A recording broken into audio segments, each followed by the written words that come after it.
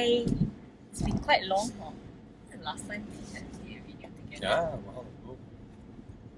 Hey guys, subscribe. Bengtures. Subscribe to her lah. Even though you actually, I told you that day I met that guy. Maybe I love your videos. I watch every single video, but I never subscribe. So what the hell, right?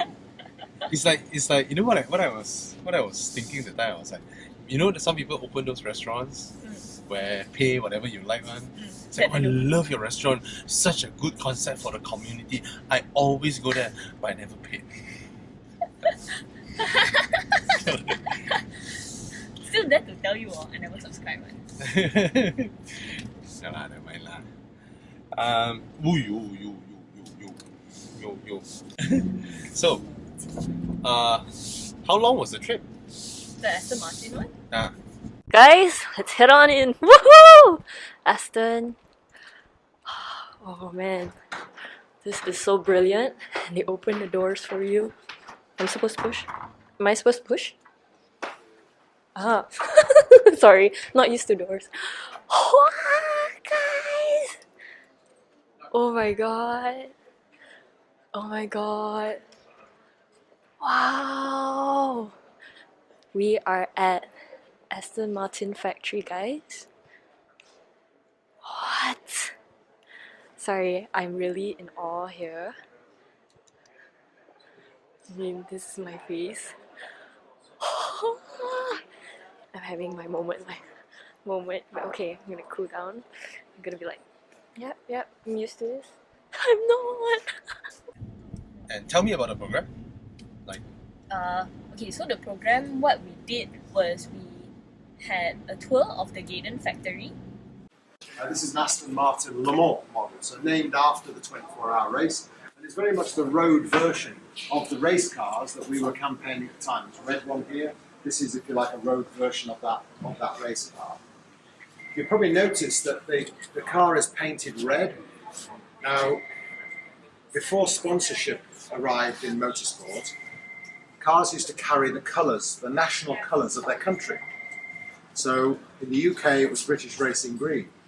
So any British car that raced in competition would be in a form of British Racing Green. So I include Aston Martin, Bentley, Jaguar, MG, Lotus, all would have been in green before sponsorship started to come into play. French cars were all blue, Belgian cars were yellow, German cars were silver, hence silver arrows. Italian cars were dark red, like a burgundy colour, and that was primarily through Alfa Romeo, who were the main motorsport campaigners in the 1920s and 30s. So why would Aston Martin be bright red? Because it's a British company, it should be in green. Well, the reason was because the company at this time was owned the problems associated with the First World War, the post-war depression, etc. The company was purchased by one of its customers, a man called Augustus Bertelli, who was Italian. And he figured that because he owned the company, he was Italian, he was going to race in red. Well, the Italian colour was dark red. Yeah. He chose bright red. Now, this is years before a certain company in Italy chose that colour. So we owned this colour years before they did. However, we decided to go back to our famous green in the 1950s because the ownership of the company changed again. But it's an interesting little aside that we should race in this colour at this time. And we also had a tour of their first factory, which is in Newport Pagnell.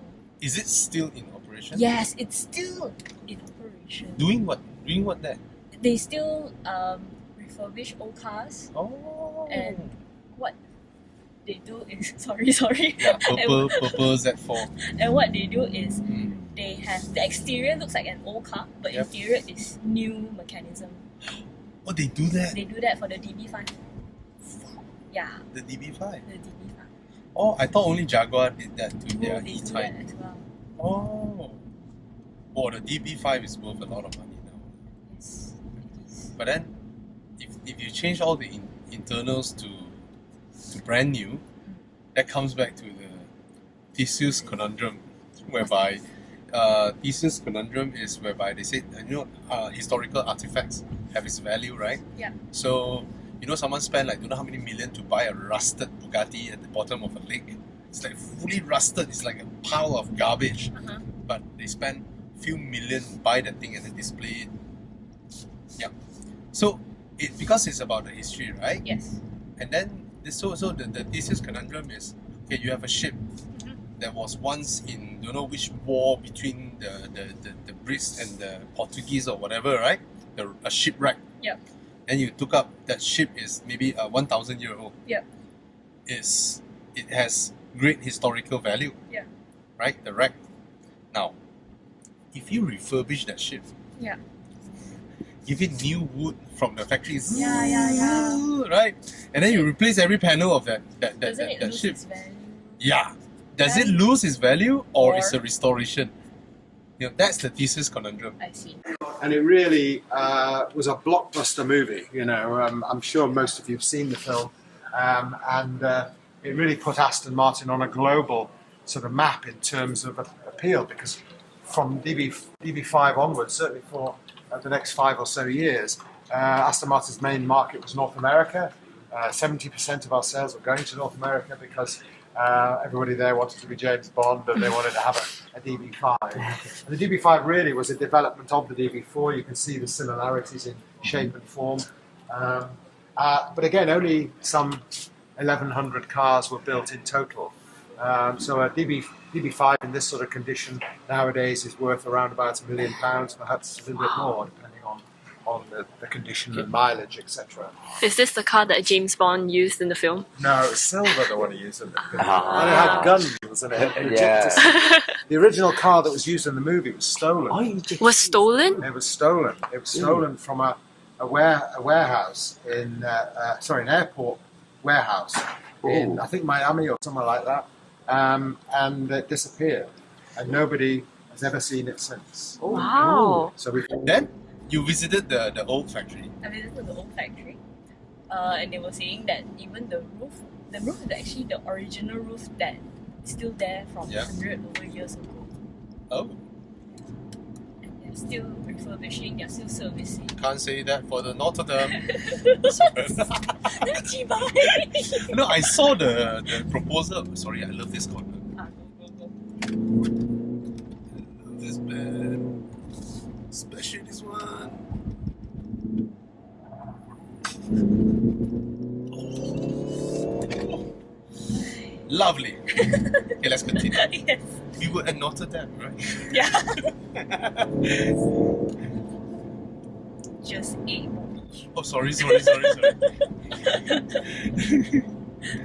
Yeah. What? They still have the old roof, okay? Yes, they still have the old roof. And when you walk in for the factory at Newport Pagnell, Yep. which is the oldest one, where everything started, where Lionel Martin started. What's the name? Lionel Martin. Lionel Martin. Sounds like whiskey. Maybe. Yeah, so that's where Lionel he started Martin.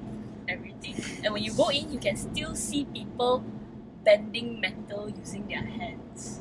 So it's really old-fashioned, it takes time, and you can see the art of creating a car last time, Yes, and yes. it's still being Last time done it's now. not about the huge machine Yes, with the yes. stamping. It's just someone there with that little hammer. It's not the big Yeah. ones, right? And Gently so precise, bend it. the bends, how smooth the surface is, how the precision that you need to have. And to them it's just like, oh yeah, this is my everyday job. So Yes, easy. that's British craftsmanship. Actually, you think about it, the Brits, right? Really, when it comes to craftsmanship, they are one of the best, man. Stitching and all that, right? They've always been really, really good at it. an Art Deco badge in the 1930s. Really, because Art Deco was very much the design style of the period in terms of architecture, in terms of fashion design, and became this Art Deco badge, which really hasn't changed very much since 1932 when it was first designed and used on a car. It's just that the Brits traditionally hasn't been that motorcycle. Yeah, he's between a car and a bus, and if he failed the maneuver, right, he'll be under the wheels, and he still do it. Anyway, the Brits, it's just that the Brits are so into their craftsmanship. Yeah. They've never really focused on business side of things. A lot of them, right? They focus Right. on art. They're like, I'm not gonna mass produce my art. Yeah. I'm not into money. It's about passion. Yeah, the Brits, they still do that. Yeah. But you can tell, even when the first day I went to visit the factory at Gaydon, Yeah. and when you walk in, you can tell everyone is so proud to be working there. I mean, how often do you see this in Malaysia when you walk into a factory and everyone is just so proud, and everyone's been working there for 10 over years, 20 over years. And I actually love this. I once wrote an article about a shoemaker. Yep. So I said, imagine this legendary Italian shoemaker, right? His shoes are so beautiful. The leather so plush, the workmanship is so good that people queue up, just to get their feet measured by him. Yeah. Then it takes months, sometimes years, until your allocation comes. Yes. Then you're so happy and so grateful that it's finally your turn. Yeah. Then you when you got that pair of shoes, you're like, oh my god, you love it, appreciate right? so much. Even if you're royalty, even if you are whatever aristocrat, right, you have to freaking queue up because he is not after your money. Yeah. Right? Yeah. It's almost like a service for mankind, that he's still preserving his art and doing that. Then he passed away. Then his son took over. And his son is like, no, father's way of doing business is not effective, And then the sons try to, after that, they turn his art into a production system, whereby they hire people to make things in the same quality, but able to produce faster, so that their customers, their beloved customers, doesn't need to queue up anymore. Then they expand factories. Then they open outlets everywhere. So you don't have to travel all the way to Italy to buy the pair of shoes. You can buy one in London, you can buy one in Norway, and all that. And then when you do that, competition will happen. Yes.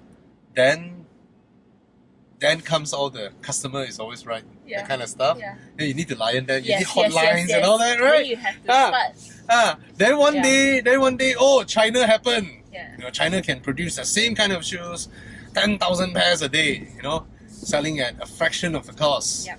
And then you will be faced with what? Shutting down your factories, retrenching your workers and all that. Actually, at the end of the day, right, a lot of companies, when you think about long term, right, if they keep their true self, they can do it that way forever. But when it's greed, when greed comes in, you will be affected. But do you think it's greed? I don't know. What do you get by, let's say, Apple, right? There's one year they earn so much money that they start buying companies, or maybe the directors buy another yacht, another island. What does that mean actually at the end of the day?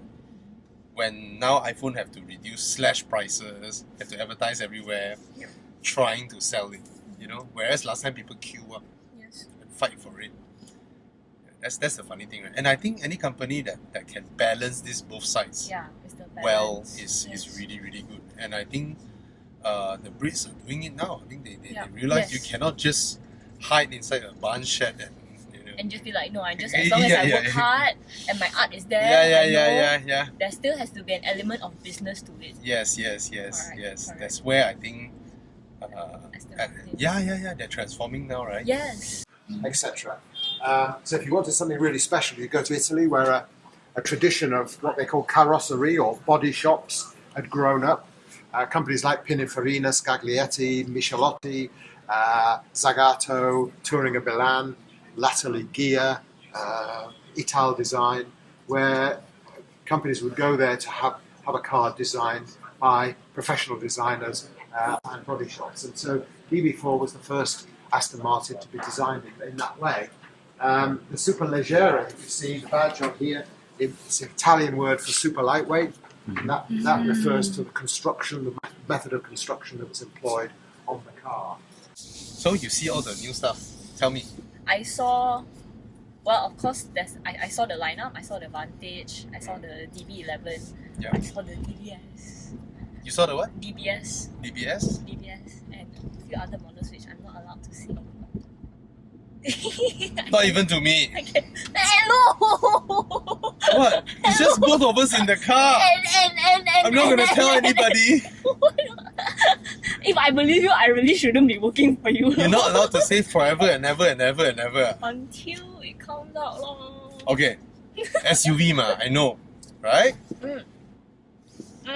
DBX, we all, right? You saw the prototype, right? Okay. What is the likelihood of the Aston Martin DBX looking like a Suzuki Jimny? Very low or high? Low. Very low, huh? So Yes, cause you even saw the camouflage on. Yeah, okay, yes, I can say low. I don't think the Brits will mind. I'm scared. Why they don't want to send me? So you there mean it's again? not square? It's not. Oh my god! I would have expected a G-Wagon Challenger from Aston Martin, you know. So it's so it looks like an Aston Martin lah. Yes, it does. And given that it's an SUV, I guess it's raised, right? Right. And given that it's an SUV, I believe it has 4 doors. Correct or incorrect? You're not saying anything, right? Just yes, no. 4 doors. 4 doors. Okay. So 4-door SUV, a hatch, and then First raised, all-wheel drive. shut.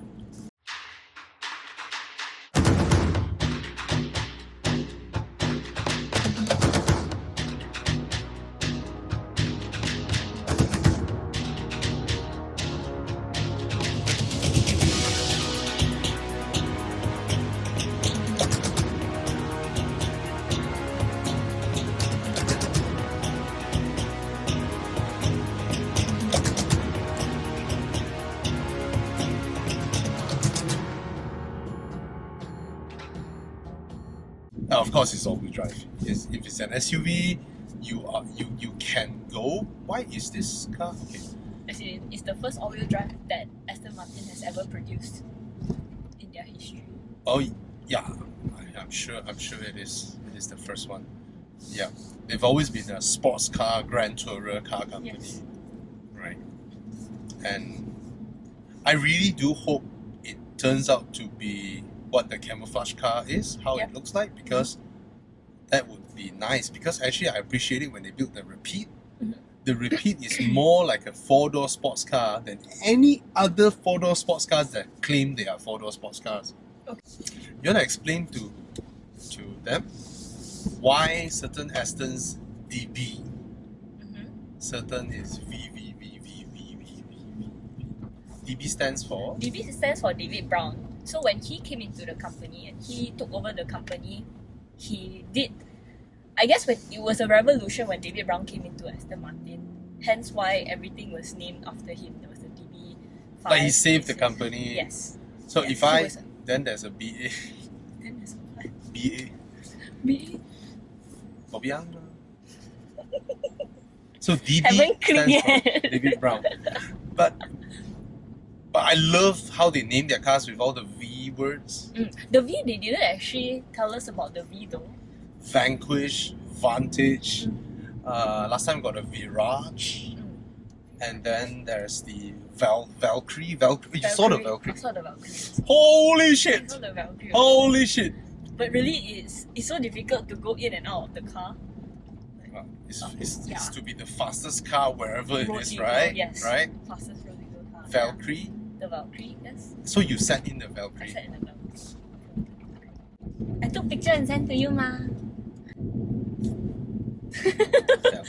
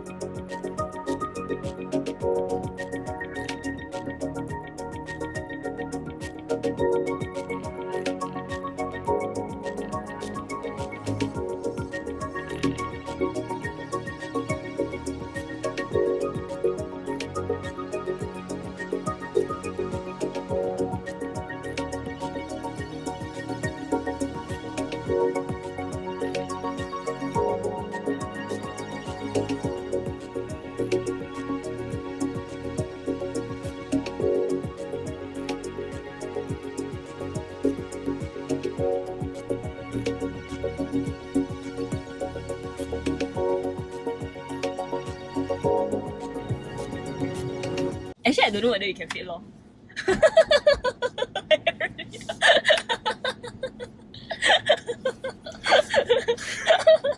But what I read is that Valkyrie was designed by Adrian Newey, Which is from Red Bull F1, right? Correct. So they have a Collaboration. working relationship, Yes. right? Yes.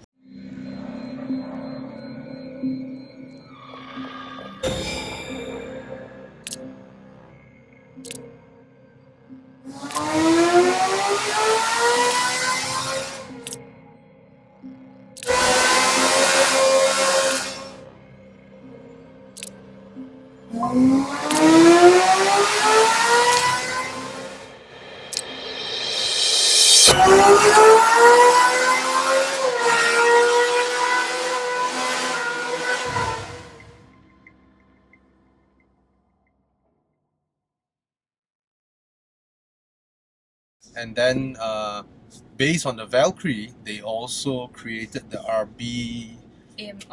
AMRB 003, right? Yes. RB stands for Red Red Bull Bull. Racing, yeah. Red Bull. I like this because now you have a DB line, Yes. and then you have an RB line. Yeah. But what I really, before I went for the trip, I didn't know much about Aston Martin. Yeah. Because they're not to say very loud here in Malaysia as well. So Yeah. I was reading up a lot and what they went through and to finally be able to appear on the London Stock Exchange is amazing. Because they went through 7 bankruptcies and their perseverance as a brand. Yeah. Wow, I cannot imagine. After one bankruptcy, I'll be like, wow, wow. I think all this have to credit Andy Palmer. Yeah. You know Andy Palmer when he was at Infinity, he was the guy who spearheaded the Infinity Q50 Eau Rouge project. Eau Rouge is the the Q50, right? Yeah. They took the engine from the Nissan GTR and dropped it into the Q50, and the enthusiast world went crazy. Everybody went crazy and like fuck, produce that shit, and you're gonna sell a shitload of Q50s, right? Yep. He's also the guy who brought Infinity to tie up with Red Bull F1. He knows how to use these ways to build a brand up. Yep. But unfortunately, he has a piece of shit of a boss, Carlos Ghosn, the guy who's in jail in Japan now. Why was he in jail? He's a piece of shit, basically. So to me, there are two overrated CEOs in this world, right? One is Sergio Marchionne, which I cannot condemn him anymore because he passed away. I think it was last year he passed away. He's the guy overseeing Fiat, Ferrari and all that. He kicked away the guy who built Ferrari up recently, Luca Di Montezemolo, right? Sergio basically took that and then he listed Ferrari on IPO just to cash out the money. Basically all these Just to get rich, shortcuts lah. Yeah. Shortcuts lah. Yeah. Then Everybody praise him, but I find he's overrated. Super overrated. Another guy is Carlos Ghosn. Yes, he saved Nissan back in 2002, 2003. But as accountants, right, all they care is to make sure the books are in black every single year. Right? They will never ever dare to invest heavily, take risks, and then send the books, the account books into red for the next 3 years. They never do that one because they want to hit their own KPI, they want their own bonus, they want their own incentives. So every year so everything that Andy Palmer wants to do at Infinity was shelved by Carlos Ghosn. That's why Andy Palmer left. And I'm happy that he did. Look at what he's doing to Aston Martin. Yes. Like speaking of Andy Powell with his second century plan, he's the one that went ahead with the second century plan. The plans are so clear, right? Yeah, so clear cut. Everyone you talk to in Aston Martin, everyone knows what they're supposed to do. Everyone is on the same page, the same passion. It's so amazing. When I look at what they were doing recently after the invite came, right? It's amazing because it's very clear that first he needs to stabilize the company's finances, right? By going IPO. Right? After IPO, then they have their model lineups. The 7 cars in 7 years. Yes. And for him to at the same time want to, he has to paint the picture for the board. Right? In order to get all this approved.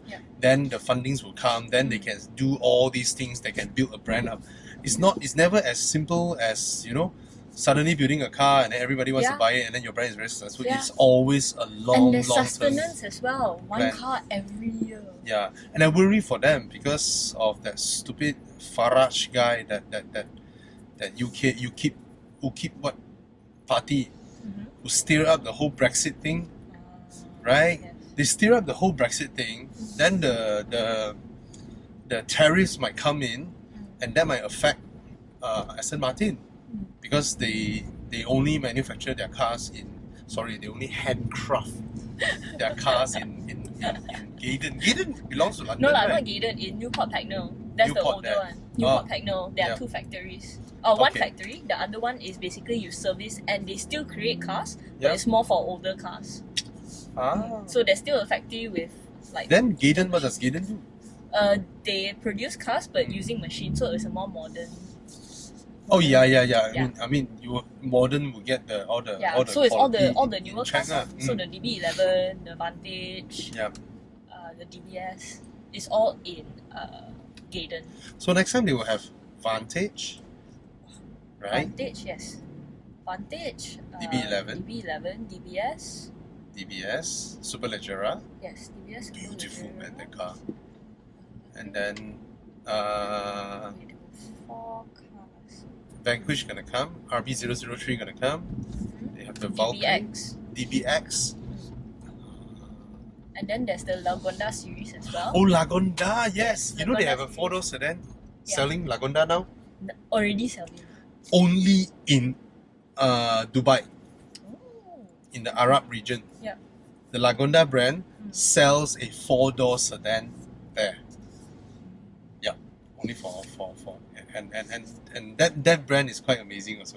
Because Lagonda is pure electric, and the reason why they choose to go into electric because they were looking at the pattern of buyers in the top CEOs which are located in US Silicon Valley, and they noticed that all the CEOs are buying Teslas. Correct. So they decided, okay, this is the future of cars. So they use Lagonda as the EV car brand. Yes. Oh, very clever. Yeah. Completely electric. Just like Volvo used Polestar as the performance brand, so that Volvo brand message can always be safety, family. Exactly. Whereas Polestar is the one that can drift across, Okay. Yes. So even in the future Aston Martin, the Lagonda cars, it's going to be branded Lagonda. There's no more Aston Martin. Aston Martin will be pure performance and Lagonda will be pure electric. Nice. So when's the next trip? When's the next trip? So yeah, guys, that's a wonderful trip at Aston Martin. Amazing. And I think this is why we appreciate our job, right? Yeah. I mean, we will never have the chance to even visit this kind of car companies and all that, right? Yeah. Like you guys, you can go UK 10 times, 20 times, but you can never get to visit. Then cheap. Sorry for that. I wanted to turn it into a sentimental moment. Like, wow, thank you, Bobby. Then, wow, you cheap by that. Fuck you. Yeah. You say yours, come. We cannot really. I think it's an eye opener all the time, right? Every time we go for all it this. is. And to me, it's still like, you know, even for the recent BMW drive, like, it's always, you always learn something lah, and I guess you cannot have the mindset, yeah, I know already. Because it's always something new. Yeah. And there's always a new business class seats that you have to learn also, right? Where's the screen? How do I put where's my slipper? That actually happened, you know. So hard. So difficult life. I was like, where's the control? Where's the control? The control. Pity you. Every time fly business class. Okay guys, see you. Bye bye.